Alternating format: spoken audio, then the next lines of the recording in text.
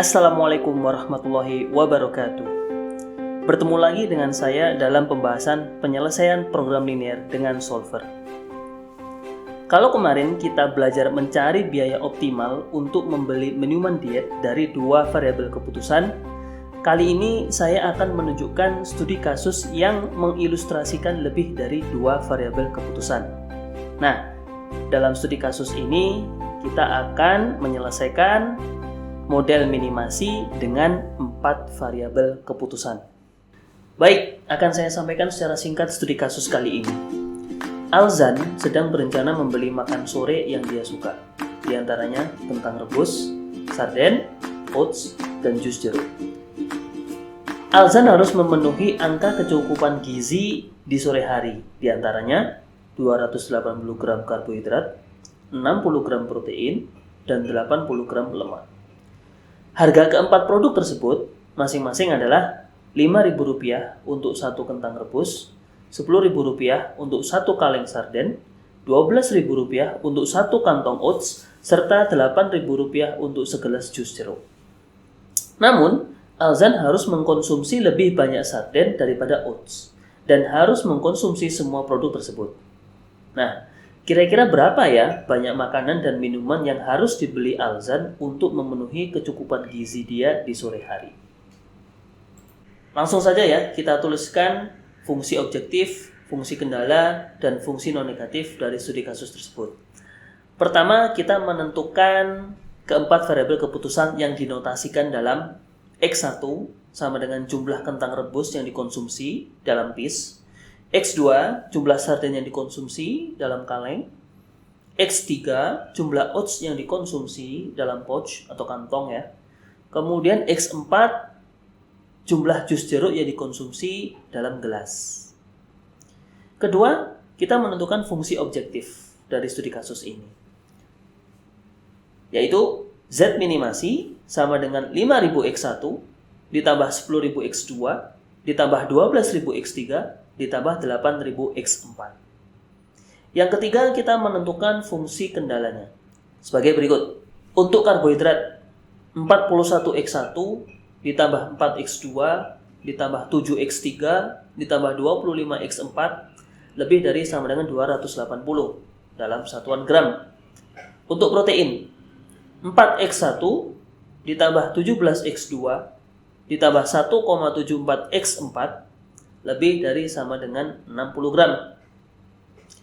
Untuk lemak, 0,2 X1 ditambah 1,5 X2 ditambah 20 X3 ditambah 0,5 X4 lebih dari sama dengan 80 dalam satuan gram.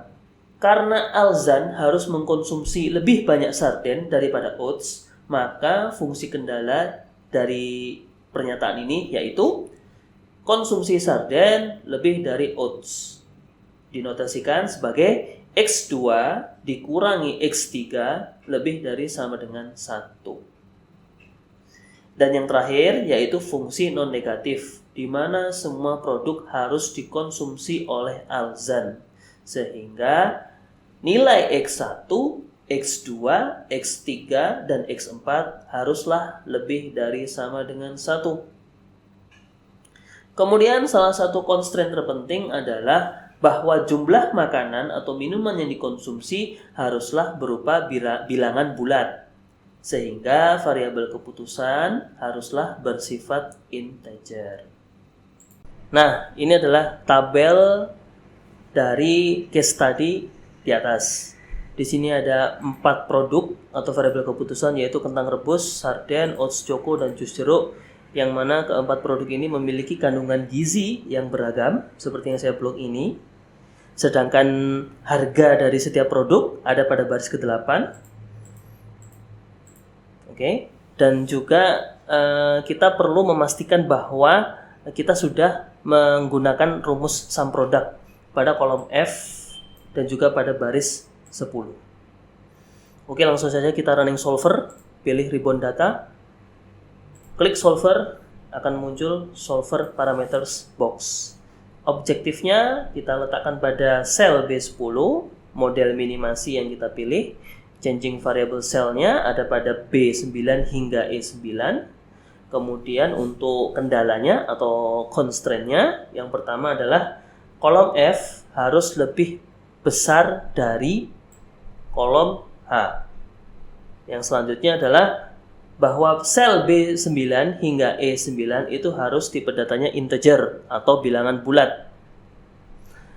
Kemudian constraint yang terakhir adalah karena Alzan harus mengkonsumsi lebih dari satu untuk setiap produknya, lebih dari sama dengan satu untuk setiap produknya, maka nilai sel B9 hingga E9 itu lebih dari sama dengan satu. Oke, langsung kita solve ya. Muncul solver results box, klik OK. Nah, hasilnya adalah 136.000.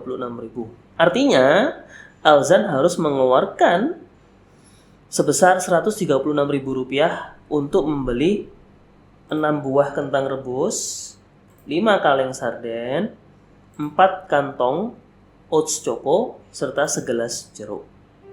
Wah, ternyata mudah dipahami ya dalam menentukan nilai optimal pada model minimasi yang terdiri lebih dari 2 variabel keputusan.